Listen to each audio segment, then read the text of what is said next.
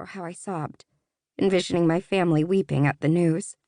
I hadn't imagined dying in regret and uncertainty in thirsty grasses, no flowers in sight, only empty Bud Light cans from someone else's party. I hadn't imagined it would feel like the furthest thing from Ophelia. I hadn't imagined the internal thunder of nausea that rolled in, the deafening ear ringing, my stomach like someone holding a drill to it, the vomiting of bitter pills shrunken and softened by my own body. I hadn't imagined I'd have to swallow them again as they heaved up, that it would taste so disgusting, that all I would hear would be an everlasting ear-splitting bell as I lost consciousness. And I never, ever would have imagined my last thought before the darkness closed upon me like a book shutting would be, "Please don't let me die." It was July. I lay on a trampoline next to Jonah in his backyard. His parents were out of town. The night started when the sun and moon were trading shifts. I brought my Edna St. Vincent Millay book. We took turns reading aloud.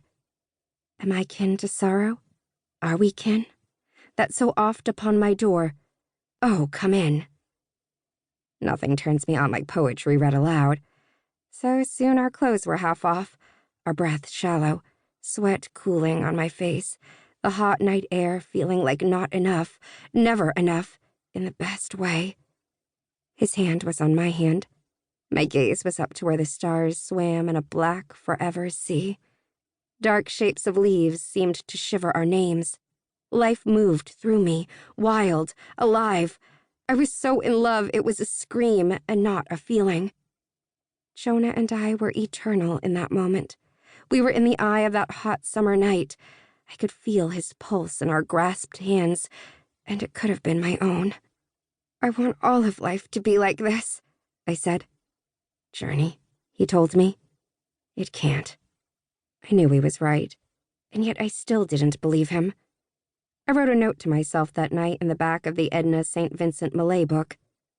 "Dear future self, when you get sad, don't forget the night you lay under the stars with Jonah Patterson, the way the air smelled, like honeysuckle blossoms.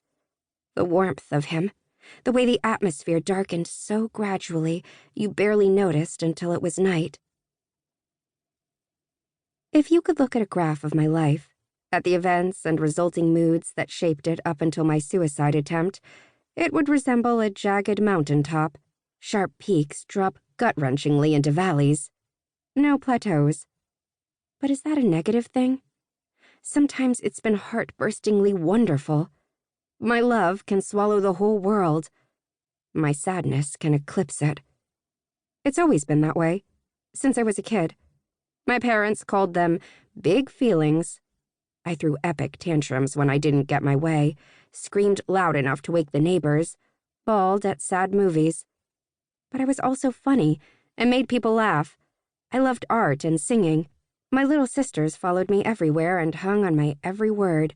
"When you walk into a room," my dad's always told me, "the sun rises." Do you still feel that way, Dad? As you sit with me in this fluorescent white hospital room with a wet face, your chin in your hands, as Mom paces the linoleum floor in her running shoes, squeak, squeak, squeak, and asks me again, why? Why did I do it? I can't answer. Not just because I don't know, but because my throat is rubbed raw from where the tube went down so they could pump my stomach this morning. Out the water-flecked window, it's raining. A rarity in Southern California. Good. The world should be raining when I feel this way. Like my entire body, my whole being is one giant ache. I don't even have it in me to weep, though the want is there. I'm a shell, pumped clean and empty. "Why, Journey? Just tell me why," Mom repeats, standing in front of the window so I'll look at her. Her bottle-red hair is a cloud around her head. Her signature smoky eyeliner's not there. She's wearing exercise clothes, like she raced from the gym. She doesn't even look like my mother right now. I close my eyes, thinking, I am such a screw-up, I can't even die properly. I remember how I panicked when the black curtain pulled itself over my eyes yesterday, and I thought I was dying.